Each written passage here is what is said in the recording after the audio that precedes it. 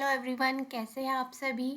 तो आज हम अपनी क्लास 6 की जो हमारी पॉलिटी की बुक चल रही है उसका हम चैप्टर नंबर 3 करने वाले हैं। मैं यहाँ पर लिख देती हूँ क्लास 6 पॉलिटी। ठीक है, क्लास 6 की पॉलिटी का आज हम चैप्टर नंबर 3 कर रहे हैं। उससे पहले हम चैप्टर नंबर 1 एंड 2 कर चुके हैं, जिसमें हमने विविधता के बारे में पढ़ा था और सेकेंड चैप्टर में हमने पढ़ा था विविधता की समझ। ठीक है, इन दोनों ही चैप्टर को हमने बहुत ही डिटेल में और अच्छी तरीके से समझा है।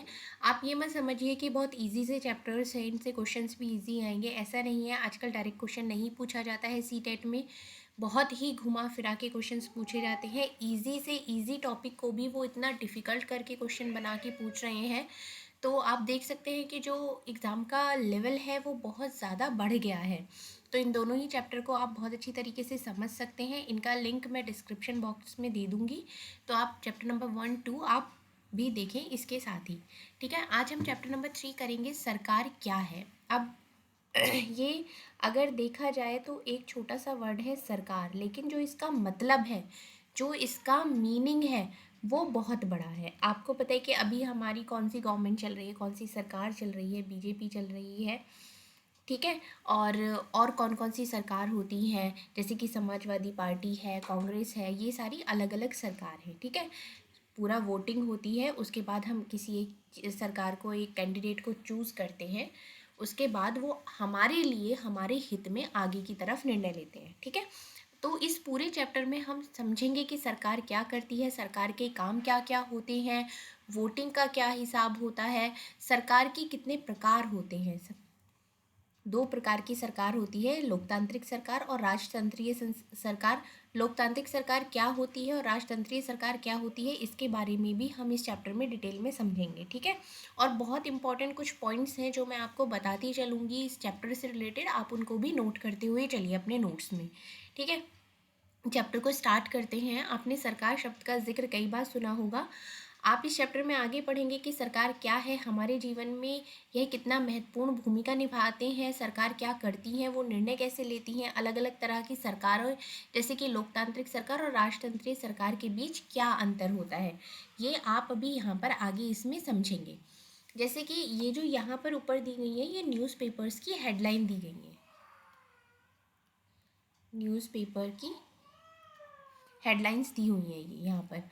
अब अगर हम आगे देखते हैं कि हर एक देश को विभिन्न निर्णय लेने व काम करने के लिए सरकार की ज़रूरत होती है। ये निर्णय कई विषयों से संबंधित हो सकते हैं। आपने देखा होगा कि जो सरकार जब बनती है, जब वो अपना काम करती है, तो वो अलग अलग तरीके के निर्णय लेती है, जैसे कि सड़कें और स्कूल कहाँ बनाए जाएँ, बहुत ज़्यादा महंगाई हो गई है तो किसी भी चीज़ के दाम कैसे घटाए जाएँ, बिजली की आपूर्ति को कैसे बढ़ाया जाए, या सरकार कई सामाजिक मुद्दों पर भी कार्रवाई करती है, गरीबों की मदद करने के लिए अलग अलग तरीके के कार्यक्रम चलवाती हैं, डाक और रेल सेवाएं चलवाना, इन सब के बारे में भी सरकार काम करती है। ठीक है, अब अगर हम और भी ज़्यादा इनके काम की बात करते हैं तो देश की सीमाओं की सुरक्षा करना, दूसरे देशों से शांतिपूर्ण संबंध बनाए रखना, जिम्मेदारी सुनिश्चित करना कि देश के जितने भी सभी नागरिक हैं उनको पर्याप्त भोजन, अच्छी स्वास्थ्य सुविधाएं मिले।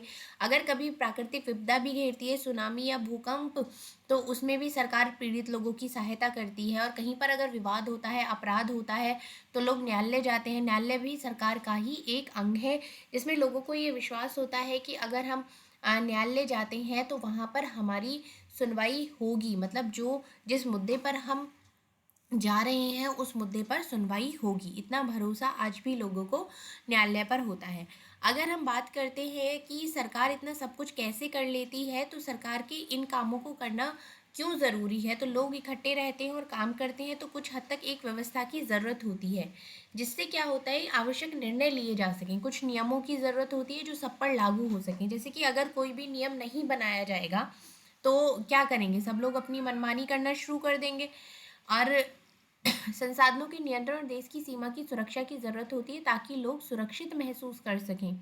और भी बहुत तरीके के काम होते हैं जो कि सरकार करती है, नियम बनाती है, निर्णय लेती है, और अपनी सीमा में रहने वाले जितने भी लोग होते हैं उन पर वो उनको लागू करती है। अब अगर हम यहाँ पर बात करते हैं सरकार के अंग, तो उसमें क्या आ जाता है, आपका सर्वोच्च न्यायालय आ जाता है, भारत पेट्रोलियम एंड भारतीय रेल, ये क्या है, ये सरकार के कुछ अंग के उदाहरण हैं।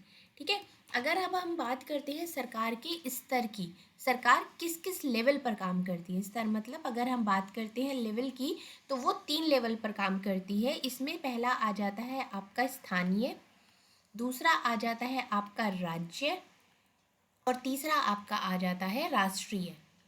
ठीक है, ये 3 स्तर होते हैं। अगर हम स्थानीय स्तर की बात करते हैं तो स्थानीय स्तर का मतलब क्या हो गया, आपका गांव हो गया, शहर हो गया, मोहल्ले हो गया, इन सब से जो रिलेटेड होती है वो आता है स्थानीय में।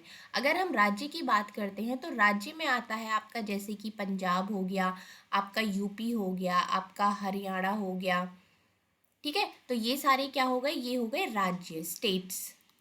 ठीक है, तो ये आपके राज्य हो गए, इससे संबंधित कार्य जितने भी हो गए। अगर हम राष्ट्रीय की बात करते हैं तो राष्ट्रीय तो आप समझ ही सकते हैं कि संबंध पूरे देश से होता है। ठीक है, अगर ये तो बहुत ही बेसिक यहाँ पर आपको समझाया गया है, लेकिन जो कमिंग चैप्टर्स आएंगे ये सारी चीज़ें आप उसमें डिटेल में पढ़ेंगे। जैसे कि ये यहाँ पर आप इंडिया का मैप देख सकते हैं, ये सारे राज्य हैं, ये अलग अलग कलरफुल आपको दिख रहे हैं, ये सब राज्य आ जाते हैं। ठीक है, अगर हम आगे देखते हैं सरकार और कानून, अगर हम सरकार और कानून की बात करते हैं तो सरकार कुछ कानून बनाती है और जितने भी लोग देश में रहते हैं उन सबको उन कानूनों को ज़रूर मानना पड़ता है। ठीक है, अगर वो कानून नहीं बनाएगी तो वो प्रॉपर तरीके से वर्क नहीं कर सकती और लोग अपनी मनमानी करना शुरू कर देते हैं। तो इसलिए सरकार के पास जैसे कानून बनाने की ताकत होती है, वैसे ही उनके पास ये भी ताकत होती है कि लोग उसको माने, मतलब लोगों को वो बाध्य करती है उस कानून को मानने के लिए। जैसे कि अगर हम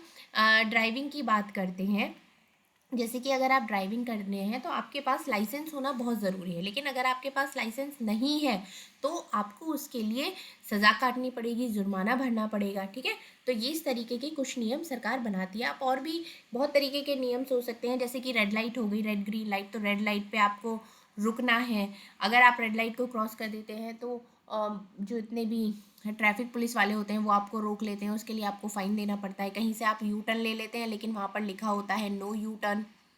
ठीक है, तो ये वाली चीज़ें कुछ नियम होती हैं। अब अगर कुछ लोग हैं जैसे कि किसी भी नियम का अच्छे ढंग से पालन नहीं किया जा रहा है तो उसके लिए उसके कार्रवाई भी की जाती है। जैसे कि अगर किसी व्यक्ति को यह लगे कि उसके धर्म या उसकी जाति के कारण किसी ही नौकरी में नहीं लिया गया है तो वह न्यायालय जा सकता है और यह दावा कर सकता है कि कानून का पालन नहीं हो रहा है। मतलब ये हर किसी इंसान के पास ये राइट भी है, अगर उसे लगता है कि उसके हिसाब से नहीं हो रहा है तो वो कोर्ट में जा सकता है, न्यायालय में जा सकता है और वहाँ पर अपनी अर्जी दायर कर सकता है कि इस तरीके से ये यहाँ पर पालन नहीं किया जा रहा है। तब न्यायालय आदेश देगा आगे की कार्रवाई के लिए, कदम उठाने के लिए। अब अगर हम यहाँ पर बात करते हैं सरकार के प्रकार की, तो सरकार 2 प्रकार की होती है, लोकतांत्रिक सरकार और राजतंत्रीय सरकार। यहाँ पर हम दोनों सरकारों के बारे में पढ़ेंगे। जैसे कि अब अलग अलग देश में अलग अलग तरीके की सरकार होती है। ठीक है, अब अगर हम बात करेंगे लोकतंत्र में लोग ही सरकार को ये शक्ति देते हैं, लोग ऐसा चुनाव के माध्यम से करते हैं। ये हम बात कर रहे हैं लोकतांत्रिक सरकार की। ठीक है, वो अपनी पसंद के नेता को वोट देकर चुनते हैं, एक बार चुन लिए जाने के बाद यह लोग सरकार बनाते हैं। लोकतंत्र में सरकार को अपने निर्णय और उठाए गए कदमों का आधार बताना होता है और सफाई देनी होती है। जैसे कि एक 5 साल का आपका कार्यकाल होता है, ठीक है, उसमें आपको ये बताना होता है कि आपने क्या क्या काम करा है, तभी लोग आपको चुनते हैं। ऐसा नहीं है कि 5 साल में अगर आपने कुछ भी नहीं करा है ना तो लोग आपको चुनेंगे नहीं और किसी और सरकार को चुन लेंगे। ठीक है, तो ये भी एक बात आ जाती है। अब दूसरी तरीके की सरकार होती है जिसे राजतंत्रीय सरकार कहते हैं। इसमें राजा या रानी के पास निर्णय लेने और सरकार चलाने की शक्ति होती है। इसमें क्या होता है कि जैसे राजा रानी हो गए, ठीक है, आगे उनका बेटा हो गया, वो फिर राजा बनेगा, उसके आगे उसका बेटा हो गया वो, तो ये क्या होता है, ये पीढ़ी दर पीढ़ी जो चलने वाली सरकार होती है उसको राजतंत्रीय सरकार बोलते हैं। अब जैसे लोकतंत्रीय सरकार में मैं आपको डिफरेंस बताऊं, जैसे कि लोकतांत्रिक सरकार होती है, इसमें लोगों के पास ये निर्णय होता है कि वो अपनी मर्जी से अपने नेता को चुन सकते हैं। लेकिन राजतंत्रीय सरकार में ऐसा नहीं होता है कि अगर राजा है उसका बेटा है तो वो ही आगे राजा बनेगा और वो ही फिर आगे निर्णय लिया करेगा। ठीक है, अब यहाँ जो राजतंत्रीय सरकार होती है उसके पास सलाहकारों का एक समूह होता है जो विभिन्न मुद्दों पर चर्चा करते हैं और उसके बाद ही निर्णय लेते हैं आगे की तरफ। ठीक है, अब इसमें क्या होता है, जैसे कि लोकतंत्र के समान राजतंत्र में राजा रानी को अपने निर्णय के आधार नहीं बताने पड़ते, नहीं अपने निर्णयों की सफाई देनी पड़ती है।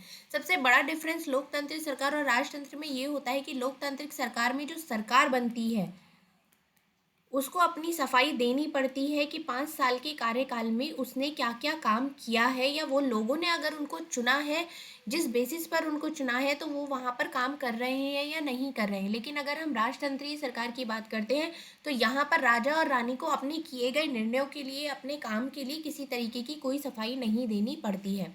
ठीक है। अब यहाँ पर बात आ जाती है लोकतांत्रिक सरकार की। भारत एक लोकतंत्र है।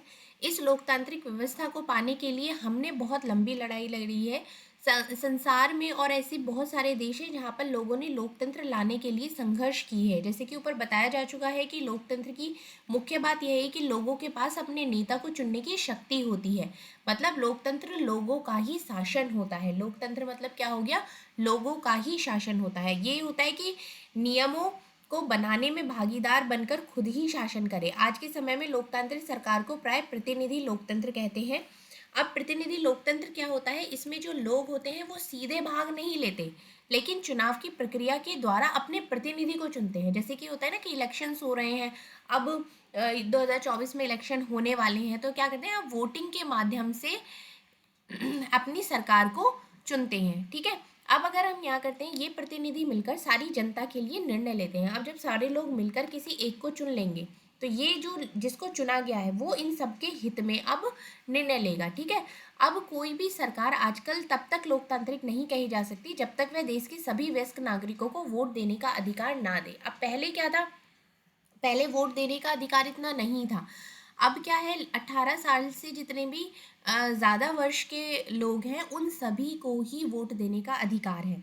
लेकिन एक टाइम ऐसा था जब बहुत सारी रिस्ट्रिक्शंस थी, जैसे कि औरतें हो गई, गरीब हो गए, वो चुनाव में भाग नहीं ले सकते थे। और जो सरकार हो गई वो केवल उन्हीं पुरुषों को वोट देने का अधिकार देती थी जो पढ़े लिखे थे और जिनके पास अपनी संपत्ति होती थी। मतलब औरत हो गए, गरीब हो गए, अशिक्षित हो गए, इन लोगों को वोट देने का अधिकार ही नहीं था।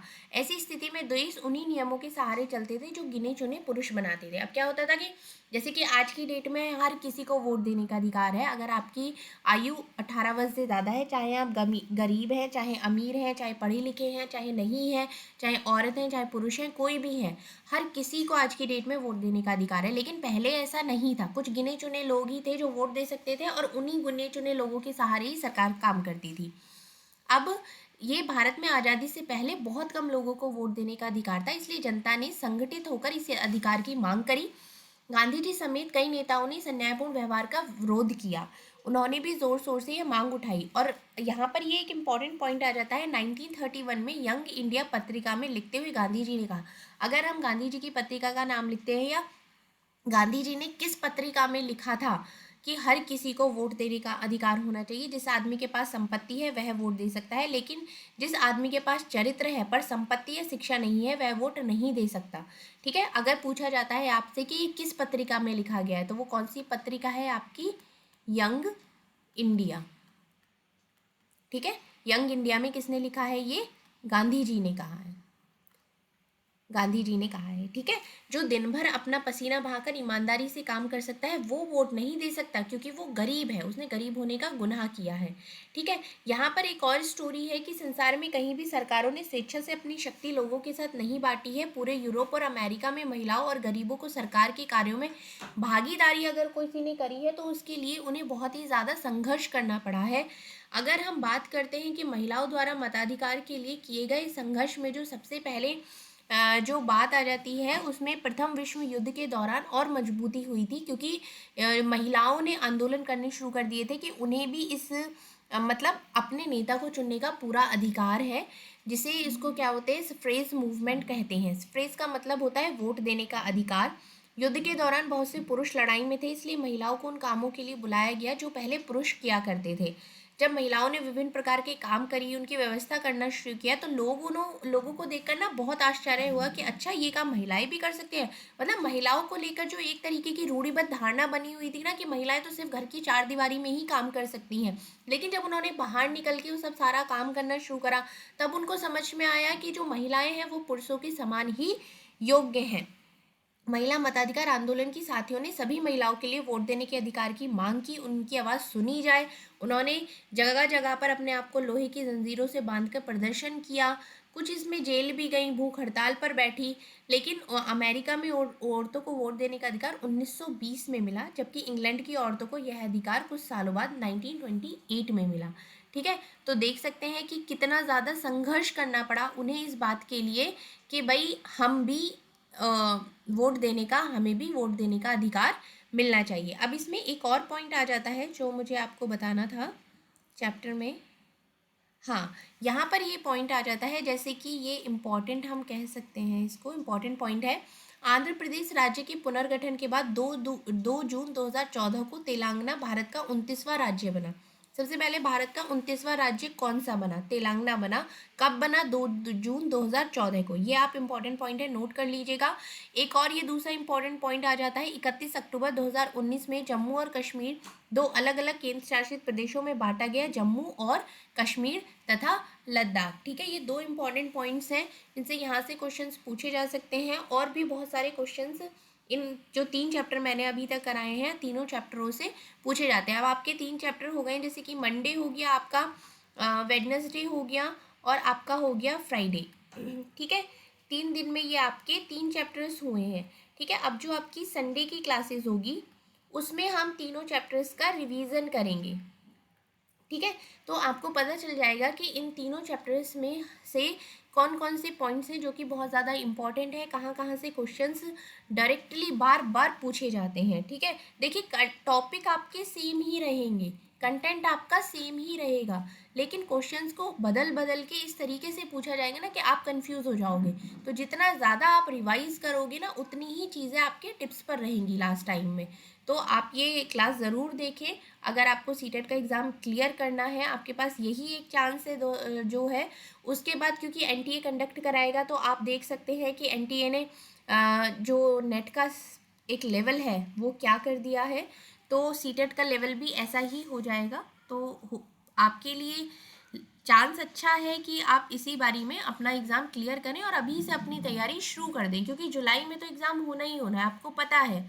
तो फिर अभी से पढ़ना शुरू कर दिया जाए। ठीक है, चलिए, थैंक यू सो मच, मिलते हैं नेक्स्ट वीडियो में।